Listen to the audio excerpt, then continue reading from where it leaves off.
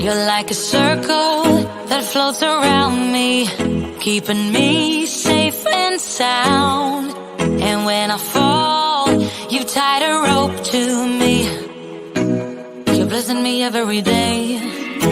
I was down with an illusion, like a sparrow with broken wings. But now I shine with your reflection on me. I'm getting back up on my feet. That you showed up was written in my palm. You are a statement, explode like a bomb. I get to push myself to victory. You make me winner. You cut me loose and set me free. You make me win in every way. You showed me how to spread my wings. Yes, I'm the winner of the day. You cut me loose and set me free. You make me win in every way. You showed me how to spread my wings. Yes, I'm the winner of the day. Yes, I'm the winner, yeah.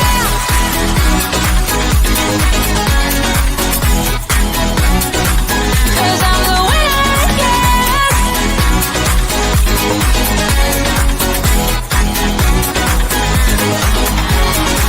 Am I awake or am I dreaming? So far gone, I won't look back. And when I move, there ain't no stopping me. You're pushing me up to the top. I saw the clouds looking at. Good afternoon, everyone. Welcome to the Plan to Prosper show. I am Sharon Campbell, your host for today. And I want to thank you for joining us every Tuesday at 7 p.m. And the month of June was about receiving funding, receiving grants, and how private and nonprofit can work together, and how you can really leverage your mission with a funder's mission. And so this is our last segment for this month, and we're going to conclude it with 7 things. One is going to be 7 reasons why you are not getting funding. And you can find all of this on our website, which is www.SharonCampbell.com. Go to the blog section and you can download 7 reasons why you are not getting funded and 7 reasons how to secure that funding. Once you look at those, really, I tell people to lay them side by side. I'm a print person. I believe that if you can look at it, touch it, feel it, read it, you're going to keep it up. You're going to, next time you write, you're going to think about that and say, okay, am I writing to receive funding, or am I making errors that are stopping me? So let's go ahead and jump into the 7 main reasons why people do not receive the type of funding they're requesting. That's even private, small businesses that's looking for a grant funding or loan grant funding for their projects or services or their product, or nonprofits. All of them the same. Everyone is in the business of doing business. Number 1, what you are writing does not align with your mission, vision, or core value. When funders look at your website compared to what they are asking for, compared to what you are writing, it doesn't align. So make sure your website and your social media align with your mission. But most important, make sure it aligns with the funder. What is the funder is asking for? How long have you been doing this? Now, sometimes you want to launch a new product, a new service, and you may need some seed money. But then you have to demonstrate that you have a pattern. You have already put it in success. You have already have some strategies. It's well thought out. And then you can leverage that to say, on this product or service, we're at 110% of impact. So let's talk about this again. Making sure your objective, your mission, your vision aligns in the grant, what's on your social media, what's on your website, and what the funder is asking for. Do your research. Do not write a grant just because you need money and it doesn't allow. Because you find a grant and you're like, wow, I can really use this $50,000, but you have um, you have not done any market. You don't have any research or data to show that this is something you actually can do, and they have to do it, because as you start writing the grant, they're going to ask you that information. Incomplete application. Now, for a grant researcher and a writer, as myself and our company, the first thing we always do is review the entire grant to make sure we have everything that they're going to ask for. Because if you do not, and you have to create, that's more time, or that you may have to get a different certification and the deadline has passed. So it is best, after you read, to make sure you're aligned, is to go through the whole application. See what you have and what you do not have.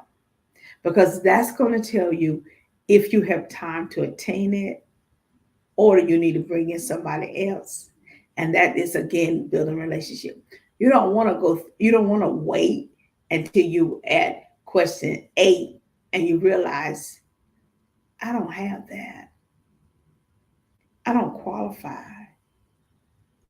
And then you're like, wow, look at all the time I put in there. The other thing about reading and writing grants is that you need to build a file for every time you write a grant for things they were asked for, so you could keep them up to date. One is that they may ask for your latest certification, and you have not sent in to renew it. And by the time you get it back, the process has closed, or you don't have enough time to finish the application. So go through the whole application, pull out everything you need, not with like, yeah, I have that, I have this, but actually put your eye on it. Know where it's at.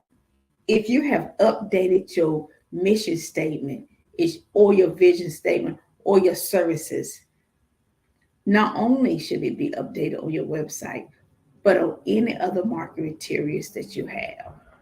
You should have the date you updated, why you updated, and what the impact it is for you to update that information. Number 3, poorly written proposals. That could be for grammar, but sometimes it's just we didn't take the time to think through the process.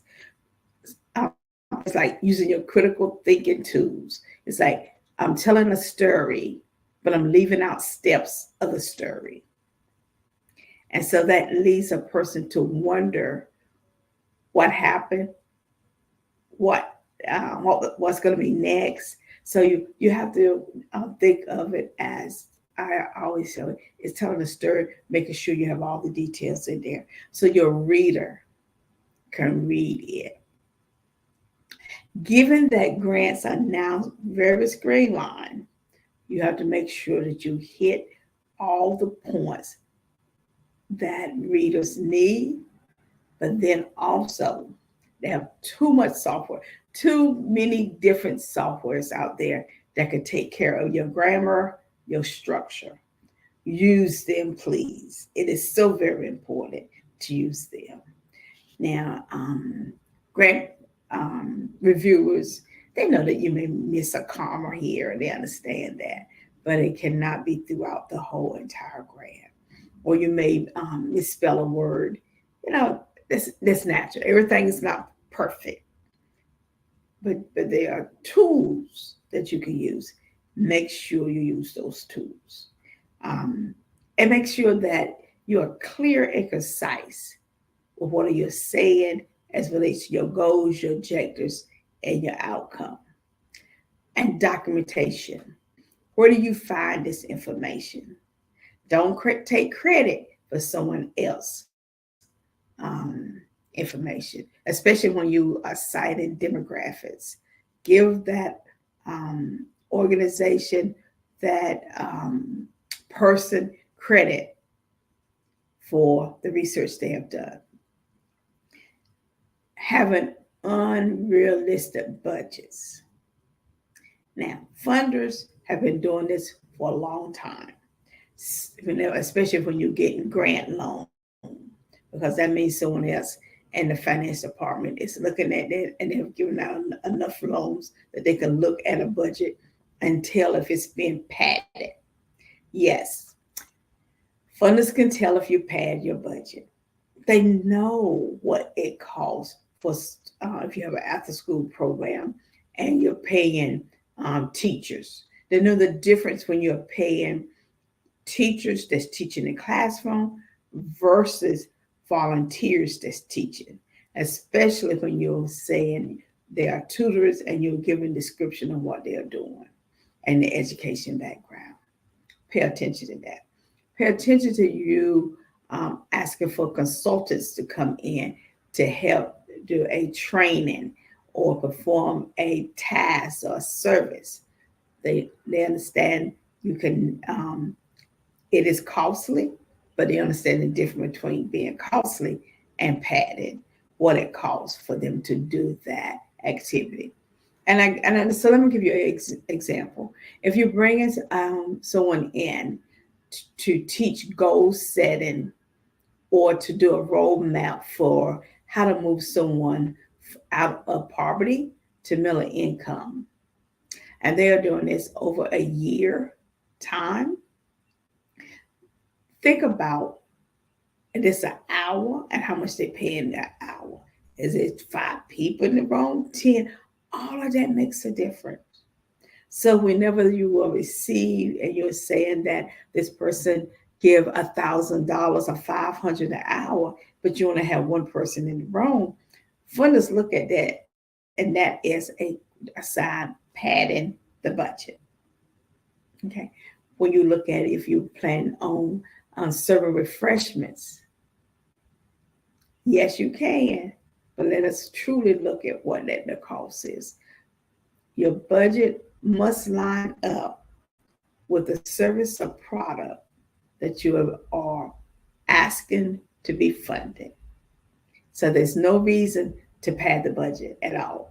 Funders, if you need extra money, then fine. Let them know, hey, look, this is research, this is where I got this data from, and this is how much it costs.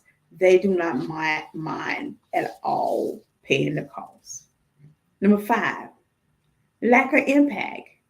You are saying to them, we're going to do this program and we'll have 10 people in it, but there's no impact in the community. You're using the same 10 that you use for something else, but there's no change in that group of people's lives. So you have to document posts, yes, pre-tests, where the person is at, and then what happened to move and are they sustainable? Documentation, documentation, documentation. You must have that documentation. Whenever you are running a program, you must get people to sign up that they was present, they was accountable for, and hopefully a percentage of them stay to the end of the presentation or the end of the program. So you have to demonstrate the impact. I would say go to the university, talk to someone about evaluations. So the professors that's in a department that does a lot of evaluation, and get their input on what tools will be a great measurement for you to use. And there's software out there to help you. But I like the human capacity of using a university, because they have students that can help you collect it, analyze it, and give you great output. So make sure when you are doing this, you have impact. Funders do not like to fund programs that is not changing people's lives, or even your own life, your own situation. So document. Do not be ashamed that you are not capturing it in a way that you think you should, because you can always ask for help. And be clear about how that impact has changed the economy. Next is organization capacity. You do not have enough volunteers, staff people, or board members engaged. Because there's a difference between working boards and non-working boards. And so working volunteers, paid people. And so funders can tell, yes, they can, if you have the capacity to manage and run this program. And whenever you are not paying your executive director or director, and you're using all the money for programming and not paying your staff, then know that your program cannot be successful. You have no other choice to have someone over. But you cannot pad staff and lessen programs also. So there must be a balance between the two. Lastly, ignoring the guidelines and instructions. Read, reread, and read again, I tell people. Sometimes it's best also to have someone else to read behind you, because we may miss something. Sometimes you may want to just look over it, but then take some time to read every line. Ask questions. Many funders have webinars where they come on, schedule them, and go over the entire grant with you, giving you opportunities to put questions in this chat and send them so they can send them back out. If you plan on partnering with someone on a grant, make sure that they are part of that process also. Reading, understanding, rereading. So very important. So after you finish, say you complete the whole grant. If the grant is due, and this is just an example, July the 10th, it is important that you finish your grant June the 30th. You need that buffer time to take the time to step back from it, then go back and look at it. Also, it's important that if something's going to happen, it's always going to happen on a day, and it's the last day you want to submit it, there's always going to be a problem. Your time management is so very important, and why so many private and nonprofits are not receiving the funding they desire when over $500 million every year is given out. We're going to pause and take a commercial, and then we're going to come back and talk about how you can secure the grant.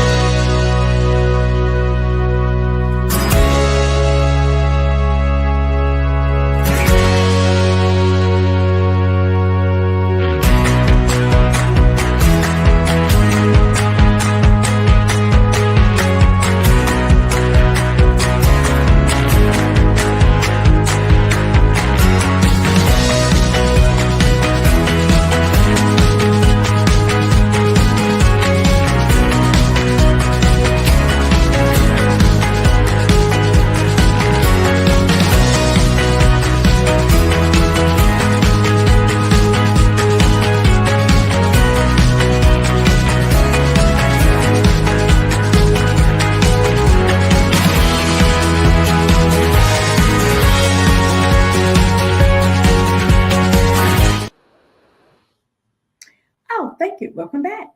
Well, next part is why do so many people getting these grants and I can't get one? I hear that so much. They say, I keep writing, I keep writing, I keep looking, but I can never get the grant. Why? Well, let me tell you, there are 7 proven reasons why people continuously getting funding versus those that are struggling to get funded. One is simply their project, their mission align with the funding mission and project. Think about large nonprofits like the Cancer, the Heart Wall, big youth programs, um, social services programs. You keep saying, where they keep getting the money? Well, they have aligned themselves with the funders and what the funders are asking for. They make sure that their mission aligns, they keep it update, they keep their website update, they keep all their social media update. They're always talking about their story. And they have the community, the people they are helping, tell their story also. So when you have all of that aligned, guess what? Your chances are going up. So when you're writing a grant is scored. And so if you're not clear on your mission and your mission does not align with the funders, then the score you receive, instead of the score between 1 and 5, then you may think, well, I like my mission, but your mission doesn't align. So now you get a 2. So what happens, those points add up. So how many is getting funded is because their mission, their values, their vision, and aligns with the funders. So you get a 5. Number 2, clear and compelling proposal. When they write, it's very clear what they're asking for. You don't have to think about it. They have described it in a way that the person can see it, feel it, and understand that from point A to point B, they have thought through each step and can execute it. Those proposals, funders fund top. It doesn't matter if you've been around 1 year or 10 years. If your proposal is clear and you have demonstrated that you can actually execute, the score system goes up. Your impact is proven. Your partners is proven. Those are the things that's going to set you apart. And that's how so many are receiving the funding that they request or scholarships that people are asking. Is there any scholarships out there? Yes. But are you writing them to show that if I provided you this money to go back to college, that you're going to complete it, as long as there's nothing drastic happen and it's going to make an impact on your life. The other one is a budget. The budget is realistic. It is, what is it that teachers getting paid an hour? You put this for the region that you're in, you're making sure that that's the same.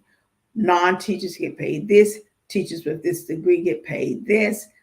And so they can see that. A consultant that's helping you with workshops only charge $250 an hour, 30 people in that's reasonable. 20 people, that's reasonable, that's negotiable.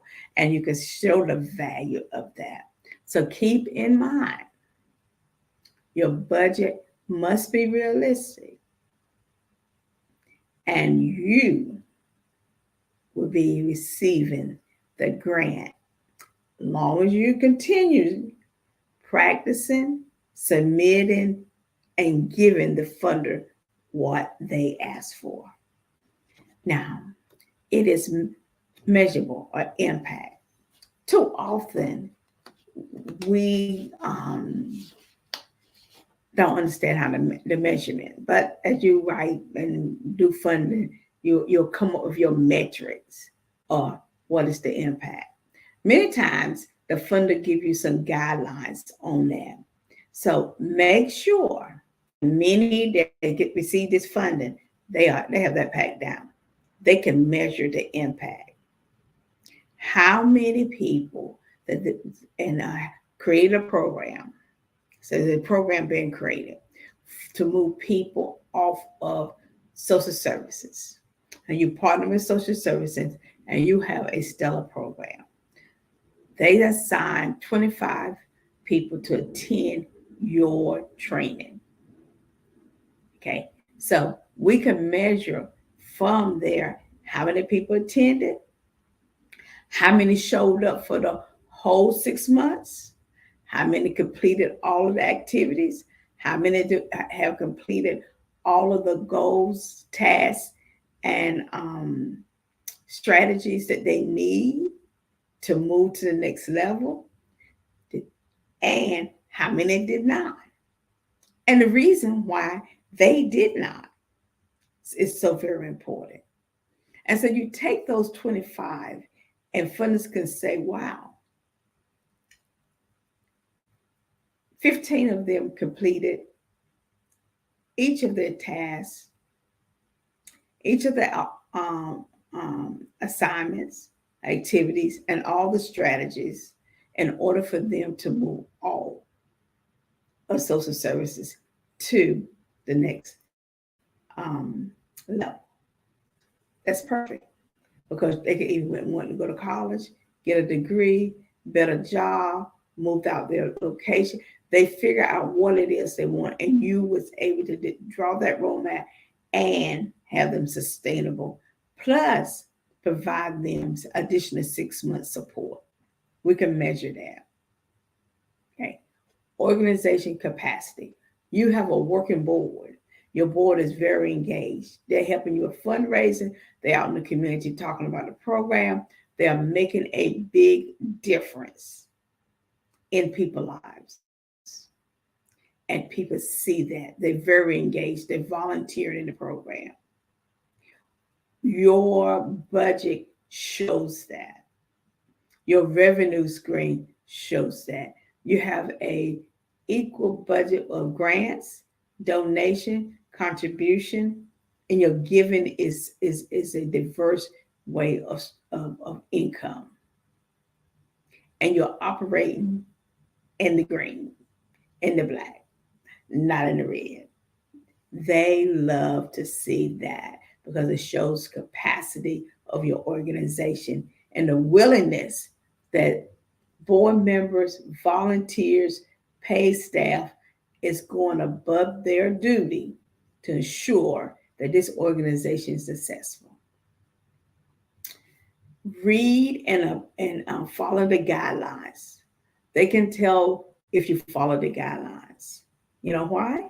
Because your score is high when you follow the guidelines. You're making sure you have everything in order before. That secure your success for attaining that grant. Now, something I tell people that's so very important. Building relationships with the community, with the funder, with the people you serve is so very important. Many times we can do everything else and we fail to build a relationship.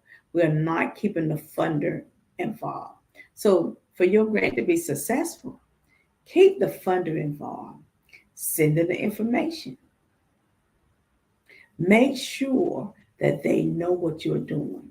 Now, that does not mean that you send them something every week, but keep them engaged or how their money is impacting the community and your organization. I hope these 7 why you're not getting funding and why You can secure grants. The common causes have helped you today. Please again go to our blog at www.thesharoncampbell.com. Download them and use them. We are here at Sharon Campbell Solution Group and the Plan to Prosper podcast show to help you grow your business using grants, loans.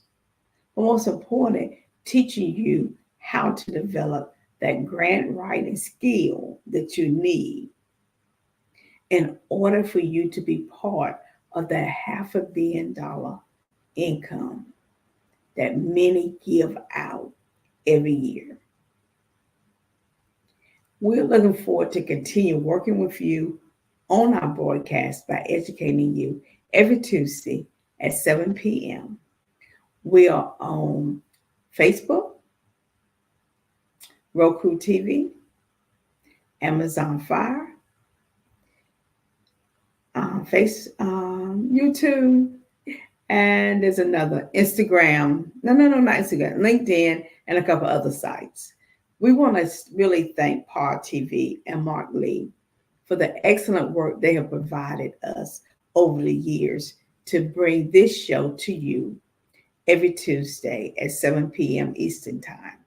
It is an honor and a pleasure to be part of your life, and we'll see you next Tuesday. Have a fantastic weekend. Take care.